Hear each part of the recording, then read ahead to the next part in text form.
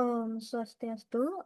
Assalamualaikum warahmatullahi wabarakatuh. Salam sejahtera bagi kita semua. Salam kebajikan dan salam harmoni. Baik, sebelumnya izinkan saya memperkenalkan diri saya terlebih dahulu. Saya Nikoma Cornelia Ratnanila Florenza dengan NIM 2413031025.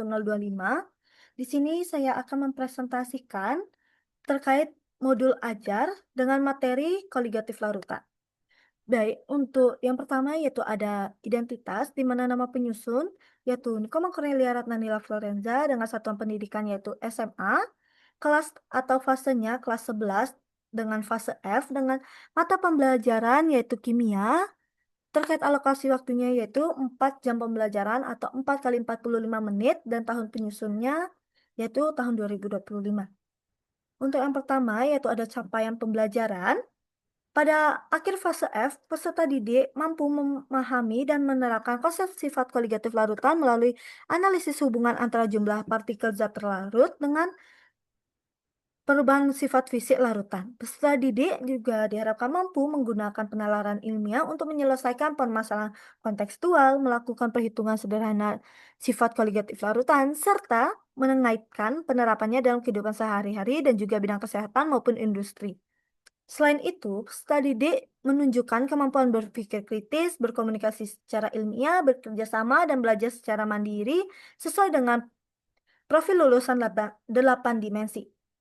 Untuk selanjutnya yaitu ada kompetensi awal, di mana di sini terdapat dua kompetensi awal. Yang pertama yaitu peserta didik telah memahami konsep larutan sebagai sistem homogen yang tersusun atas zat terlarut dan pelarut.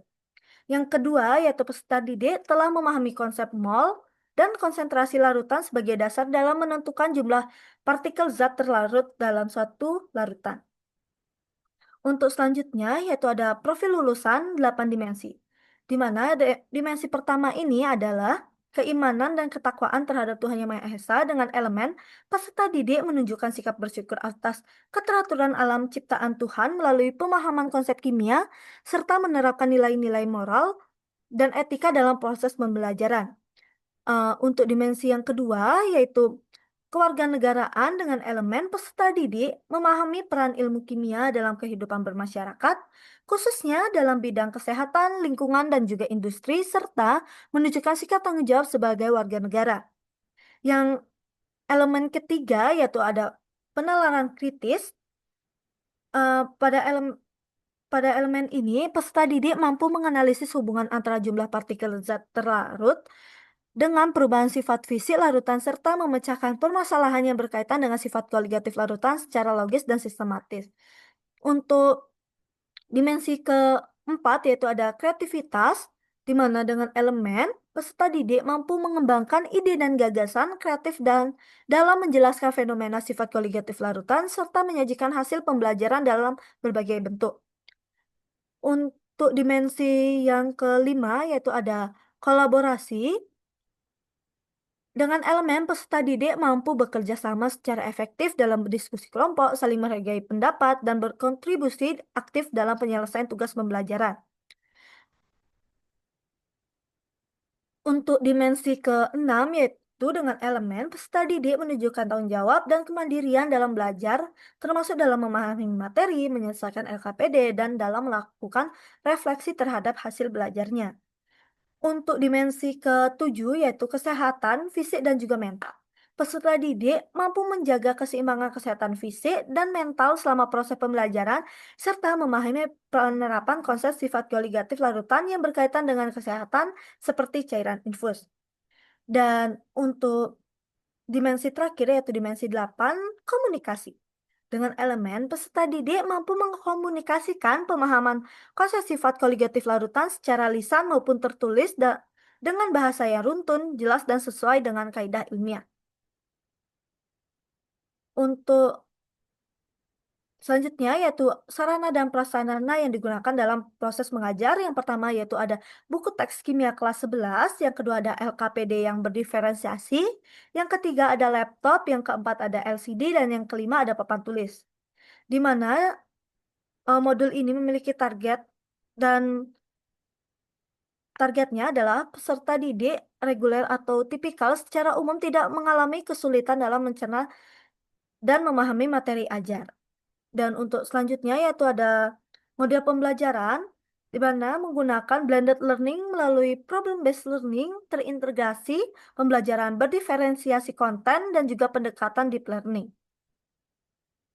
Untuk selanjutnya yaitu ada komponen inti di mana pada komponen inti ini terdirinya ada tujuan pembelajaran di mana di sini tujuan pembelajarannya yaitu peserta didik mampu memahami dan menganalisis sifat koligatif larutan serta mengaitkannya dengan penerapannya dalam kehidupan sehari-hari. Yang kedua yaitu ada pembelajaran bermakna. Sifat koligatif larutan bergantung pada jumlah partikel zat terlarut, bukan jenis zatnya. Sehingga konsep ini banyak diterapkan dalam bidang kesehatan, industri, dan juga kehidupan sehari-hari. Selanjutnya yaitu ada pertanyaan pematrik di mana di sini akan disampaikan langsung oleh guru pada saat kegiatan pembelajaran di mana guru akan mengajukan pertanyaan terbuka kepada peserta didik yaitu mengapa es yang ditaburi garam lebih cepat mencair, dan pertanyaan kedua yaitu mengapa cairan infus harus memiliki konsentrasi tertentu, dan selanjutnya guru akan membandingkan jawaban peserta didik satu dengan jawaban peserta didik lainnya. Untuk selanjutnya yaitu ada kegiatan pembelajaran di mana terdapat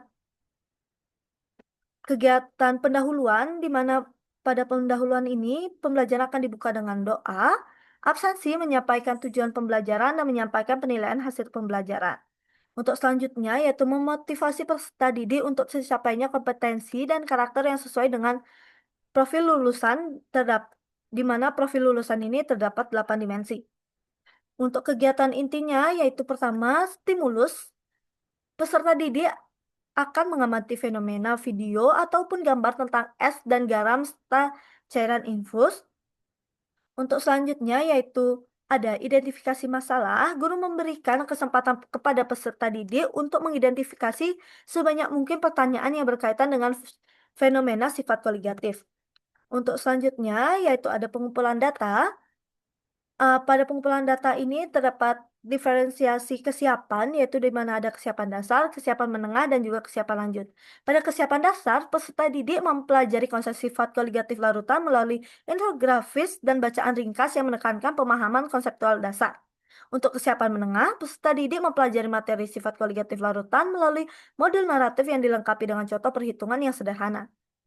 Untuk kesiapan yang lanjut, peserta didik mempelajari materi melalui artikel ilmiah populer dan studi kasus yang menuntut analisis mendalam terhadap penerapan sifat koligatif larutan dalam kehidupan sehari-hari dan bidang industri.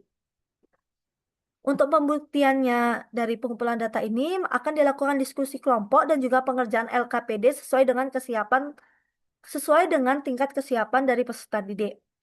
Selanjutnya yaitu ada menarik kesimpulan yang terdapat 4 cara untuk menarik kesimpulan, yaitu yang pertama, peserta didik menyampaikan hasil diskusi mengenai sifat koligatif larutan dalam bentuk kesimpulan berdasarkan hasil analisis data dan pemahaman konsep yang telah dipelajari baik secara lisan, tertulis, maupun melalui media lain untuk mengembangkan sikap jujur, teliti, dan juga bernalar kritis. Yang kedua, peserta didik mempresentasikan hasil diskusi kelompok secara klasikal mengenai sifat koligatif larutan serta penerapannya dalam kehidupan sehari-hari. Yang ketiga, peserta didik mengumumkakan pendapat dan memberikan tanggapan terhadap presentasi kelompok lain dengan sikap santun dan juga bertanggung jawab.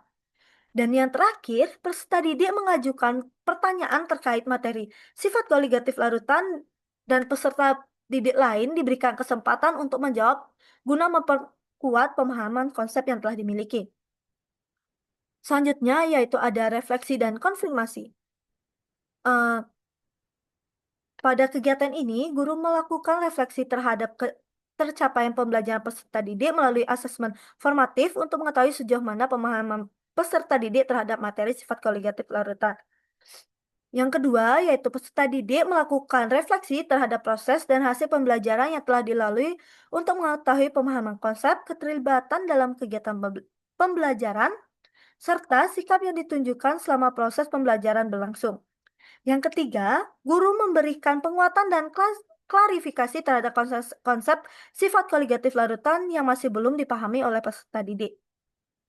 Yang keempat, guru menyampaikan umpan balik terhadap hasil belajar peserta didik serta mengkonfirmasi kembali konsep utama yang telah dipelajari.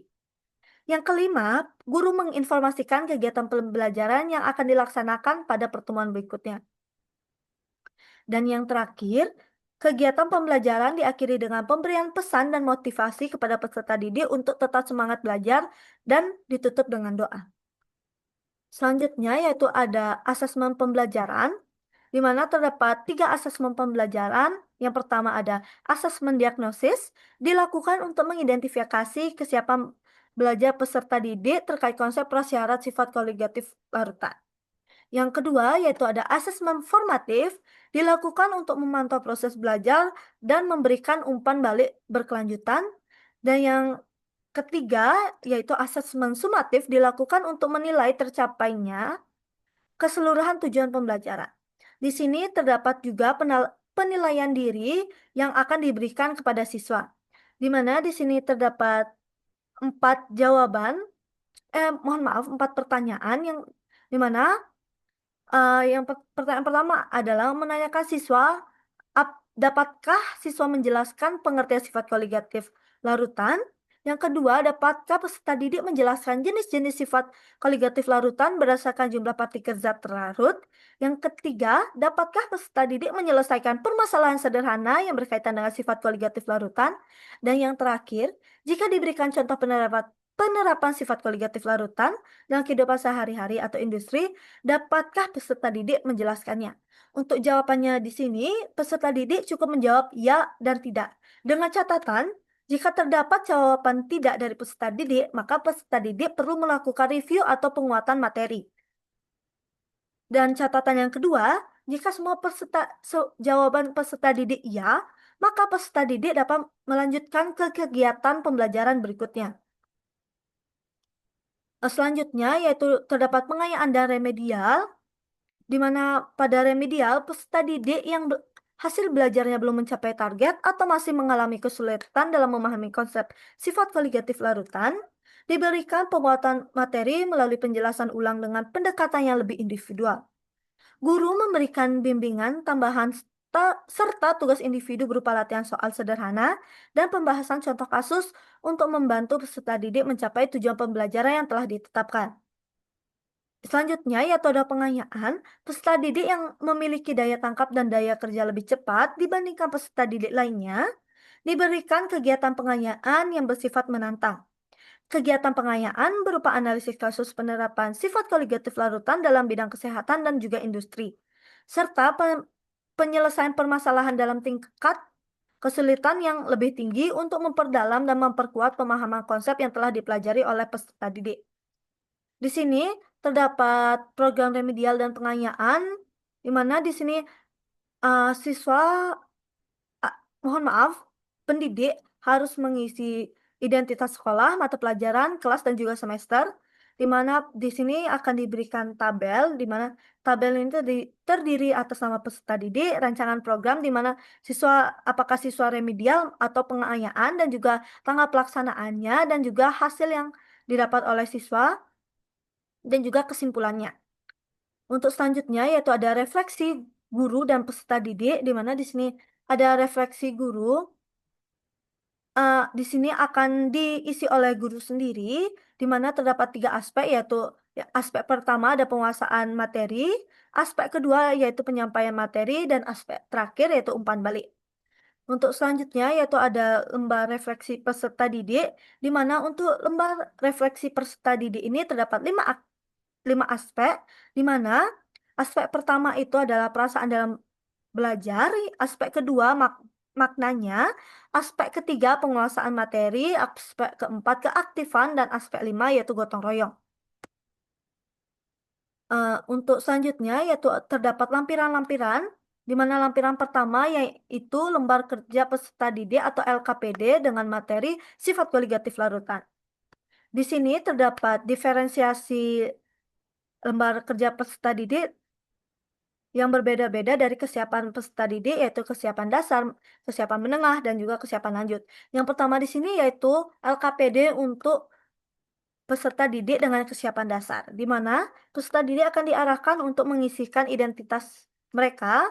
Lalu di sini terdapat petunjuk, petunjuknya yaitu adalah peserta didik diarahkan untuk membaca bacaan singkat yang diberikan oleh guru, kemudian peserta didik disuruh menjawab 3 pertanyaan, di mana pertanyaan di sini cukup pertanyaan dasar dalam pembelajaran atau materi sifat koligatif larutan. Untuk kesiapan menengah, juga peserta didik diarahkan untuk mengisi identitas terlebih dahulu, lalu terdapat petunjuk peserta didik diarahkan untuk mempelajari contoh soal yang tersedia, lalu kemudian mendiskusikan soal yang akan diberikan, di mana pada pertanyaan di sini pertanyaan untuk peserta didik dengan kesiapan menengah itu berbeda dengan peserta didik dengan kesiapan dasar, di mana pada kesiapan menengah di sini terdapat perbedaan, yaitu peserta didik diharapkan dapat menjelaskan hubungan antara molalitas larutan dan besaran perubahan titik didih. Yang kedua, peserta didik diarahkan untuk menghitung penurunan titik beku larutan yang mengandung 1 mol zat terlarut non-elektrolit dalam 0,5 kg air. Dan selanjutnya, siswa menjelaskan mengapa larutan elektrolit memberikan efek koligatif lebih besar dibandingkan larutan non-elektrolit. Selanjutnya yaitu ada kesiapan lanjut, di mana di sini juga peserta didik diharapkan untuk mengisi identitasnya terlebih dahulu, dan pada petunjuknya yaitu peserta didik menggunakan pengetahuan yang telah diperoleh dari kegiatan pembelajaran untuk menganalisis permasalahan berikut ini. Yang pertama yaitu menjelaskan peran sifat koligatif larutan dalam pembuatan cairan infus. Yang kedua, menganalisis penggunaan zat anti beku atau antifreeze pada kendaraan berdasarkan sifat koligatif larutan. Dan yang ketiga, meminta pendapat peserta didik apa dampak kesalahan perhitungan sifat koligatif larutan dalam industri farmasi. Untuk selanjutnya yaitu ada lampiran kedua, di mana di sini terdapat bahan bacaan guru dan juga peserta didik yang akan diberikan pada saat kegiatan pembelajaran, dan di sini menjelaskan mengenai materi terkait sifat koligatif larutan. Lalu ada lampiran ketiga yaitu glosarium terkait dengan modul yang telah dibuat. Dan selanjutnya yaitu lampiran keempat yaitu daftar pustaka, di mana di sini ada sumber-sumber yang saya gunakan dalam membuat modul ajar. Baik, mungkin sekian saja yang dapat saya sampaikan terkait modul ajar dengan materi sifat koligatif larutan yang berdiferensiasi kesiapan peserta didik dan juga berdiferensiasi konten. Em, saya mohon maaf apabila ada salah kata, maka saya tutup dengan panama Santi. Om Santi, Santi, Santi Om. Wassalamualaikum warahmatullahi wabarakatuh. Salam sejahtera untuk kita semua. Salam kebajikan, shalom, namo buddhaya, dan salam harmoni.